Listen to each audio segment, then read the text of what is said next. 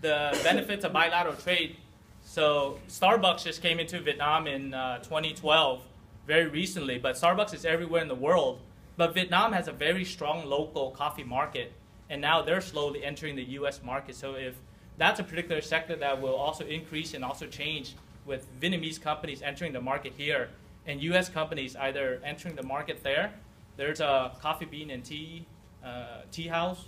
There's a Gloria Jeans out of Australia, now with Starbucks, and they're competing with 3 local companies in Vietnam, Highland Coffee, Duong Coffee, and another particular brand. So it's very interesting for that market. So you have to, before you do business in a country, you have to see what the competitive advantages are for that particular country, the market, and how you can compete. Even though they're really small compared to the United States, you still have to compete like everybody else, and it's how you do it effectively with due diligence and market research. Okay, wooden products, machinery. So one thing when you do, if you plan to do business in Vietnam, if you manufacture a source, you always have to think about what are called anti-dumping and countervailing duties. Who's familiar with that and has dealt with countervailing? Okay. So I'll just briefly explain that. So anti-dumping duties are when foreign countries come into the United States and they dump products into the market selling at below cost. There's a whole calculation on it. So the United States puts an anti-dumping tax so it can equalize the playing field. Then there's the countervailing duties. I won't go into too much details. That's when governments give foreign companies subsidies or tax benefits to lower the cost. So with those two, it levels the playing field for companies. And many, not just Vietnam, but many other Asian countries, because the cost of production is low, they tend to dump products into the United States. So you have to be very careful what the new regulations are. So with Vietnam right now, it's seafood and also wood products, furniture. Those are the things you have to look at. And they constantly change as different products are being dumped. Okay. In Vietnam, so $104 billion of imports into Vietnam. So right now with the growing population, machinery and equipment, especially with medical devices, as the economy is growing, I'm going to explain these, but in the 4, because they just came up in the 3rd year of their 5-year term. So Vietnam, similar to China, they have 5-year plans. So right now they're in the 3rd year. So their plan, the 4 main areas you have to look at are the number 1 is healthcare, number 2 is education, number 3 is information technology. Right? So those are the 3 areas that Vietnam, from the top level down, is trying to focus on, and within that. So this will continue to grow, machinery and equipment, all types of technology, know-how, medical devices, equipment for manufacturing, all the improved technologies. If you're in that sector, that would be a growing area for Vietnam. Petroleum products has always been, that's nothing new. Right now in the steel products industry, it's kind of interesting for Vietnam because they've actually narrowed it down. So if you're a scrap metal or steel manufacturing company here, Vietnam has decided that they'll only select 8 companies that have the rights to import into Vietnam because they're trying to protect the market. So that's an area you might not want to expand into Vietnam right now if you're into the steel products. Raw materials in the clothing garment industry, Vietnam is still one of the best markets in the world for the textiles.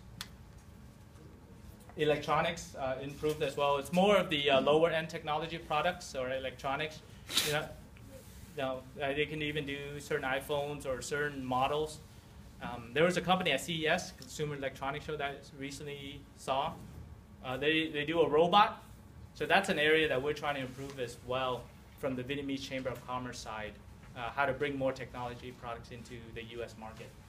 Of course, plastics and then automobiles. Now it's more high-end automobiles. There's a gentleman named Cuong Do La. Has anybody ever heard of him? Maybe Ji Ming? Yes. So his name is Cuong, but Do La means dollar, and he only spends US dollars. He's a pretty young man. He's about 25, but he has 2 Bentleys, 2 Rolls Royce, 2 Ferraris, 2 Lamborghinis, and that's just his main collection. So the import of cars, especially the high-end luxury cars, are prevalent in Vietnam right now. So I'll show you a picture later. It's a wealth disparity where there's a gentleman squatting in front of it selling bread while he's standing behind a yellow Lamborghini. but that's business. I mean, it's an opportunity for some folks, and hopefully it will also create jobs for others.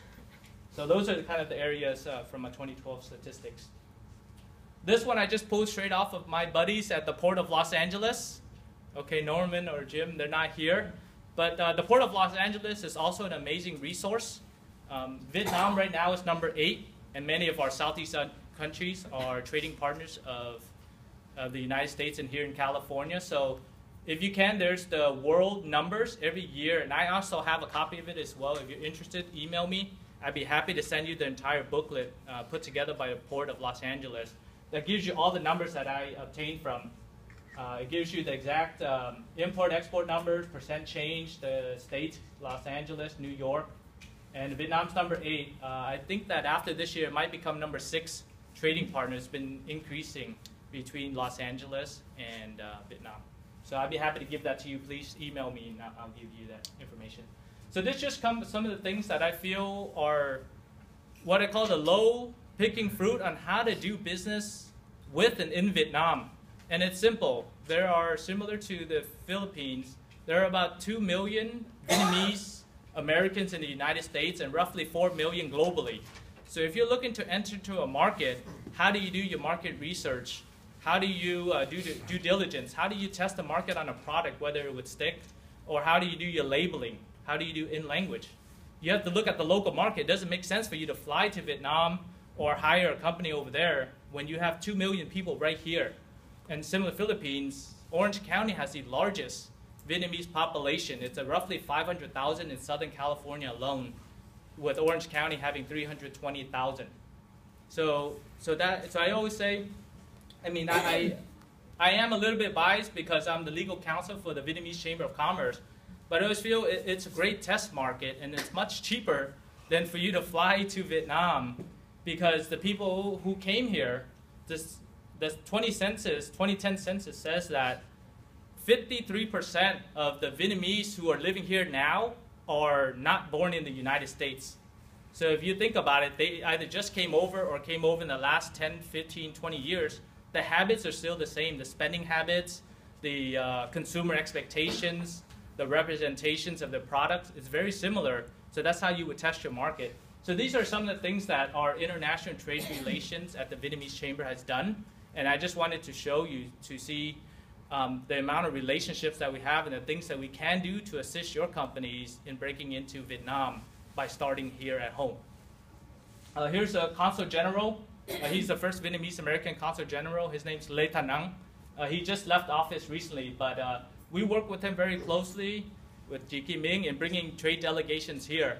And we get a lot of the groups here involved as well. So you know that there are businesses such as there's 4 trade shows that we do every year, from the seafood show to consumer electronics show to the magic show. Their delegations come every year, and if you want to do business with them, all you have to do is come to an event, and it makes a lot of sense. This is ITPC, is the Investment Trade Promotion Center of Ho Chi Minh. So just like our BizFed here or our Samba or different groups, they're trying to do business as well. So when they come over, it's a good chance for you to meet them so that you have a resource that's the same purpose, expanding business between the 2 countries. So that's ITPC. Okay. I'm going to show you more pictures, but I wanted, because part of our prompt was giving you practical tips on how to do business in Vietnam.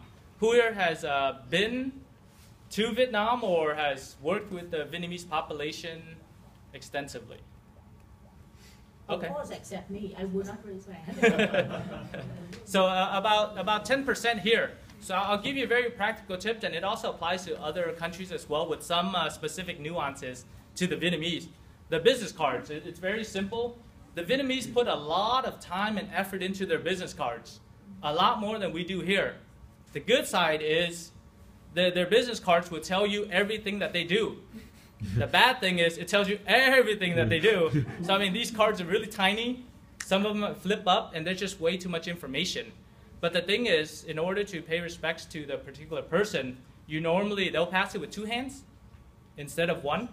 And then when you receive it with 2 hands, and you would just kind of analyze the card, take a look at it, maybe compliment it, because that's a respectful way, not just the Vietnamese culture, but the Japanese, the Filipinos as well.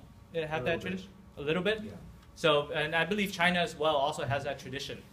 So it's very important for that little piece of information that helps you culturally connect with that particular country, and Vietnam is no different. Okay. These are the other groups that the Vietnamese like this long table style business. I don't know if you've been in one of the larger conference rooms, but they like you to have that face-to-face, and it looks a lot, but this is about 3 feet, so you're really next to each other, talking to each other. They like that intimacy, and it's a very Asian type of business model. This is actually the Philippine consulate in Vietnam. This is an interesting group. Like I say, when you work with groups, you have to understand what's your purpose and who to connect with. This is actually all the wives of the consul generals of the different countries. So you have Vietnam or the United States, and you have Thailand. Then she's Senegal, and then so there are many other women as well. So, and they do a lot of nonprofit work. So if your strategy is to target a particular business, you have to know which organizations, and because we're Americans, it's easier for us to work with the consulate and find the right resources, work with the commercial attaché, and then many of the other chambers of commerce. Okay, two more kind of concepts I wanted to go that is slightly different. I only want to address its slight differences in doing business with Vietnam is the handshake. So over here, we're typically used to the traditional handshake, hello, my name is. But in Vietnam, it's men and women, the different sexes, they don't always do the handshake. Sometimes they'll do the bow, or it's a very hierarchical society. So sometimes you don't even actually shake hands. And definitely a hug is out of the question. That's just kind of in the Vietnamese culture and doing business that way. It's don't do the hug just to be safe. The handshake is okay because they know you're from America, and it's okay to do the handshake. And the business meetings. Over here, we're used to doing conference rooms, set business meetings, but over there, a lot of times the business is done over food, overeating. And then I've noticed too, doing business with men, doing business with women, if you're a private sector, public sector, state-owned enterprises. So when you go to these other countries, similar to China, you have socialist republics, and they have a lot of state-owned enterprises, or the rather larger businesses. So you have to know how to do business with each one. So most of the time, the business is done over drinks or food, and I'll show you how to drink properly in Vietnam too. And when you do business with the men and women, it's different. To be honest with you, I've done business for 10 years in Vietnam. With the men, the food is horrible. They drink beer and they do business for 6 hours. 3 to 6 hours. It's a long time. A lot of times they're just kind of spending the first hour or so just chatting it up. It's not as effective or used to as we do business here in the United States. But I've noticed with the women, which I actually prefer to do business with the women entrepreneurs, because they take you to fancy restaurants and they do business for 2 hours. That's it. The first hour is getting to know each other. Then they'll get into business because the women actually are very busy. I mean, the women over there, they still don't have the same equality standards as we have here, where you have dual working families. They actually work and they take care of their children. So you have a lot of women that work for 12 to 14 hours a day. So I respect them a lot. So therefore, I think they value the time similar to the way we value time here from a productivity standpoint. So I do recommend doing business with women in Vietnam. And 60% of the CEOs in Vietnam are women. So the wine and dine part. So just one thing I'll leave with, it's you always have a cheer. So the Vietnamese, they have 2 sayings that are very important. One is called yo. Who's ever heard of that? Right? So they go 1, 2, 3, yo. So that's when you drink anything. And then the other one is 100%, which means bottoms up. And they also like to do that. So you got to make sure you don't drink too much. The Vietnamese love to drink their beer. Vietnam and Thailand actually account for, I think, 60% of the Johnny Walker consumption in the world.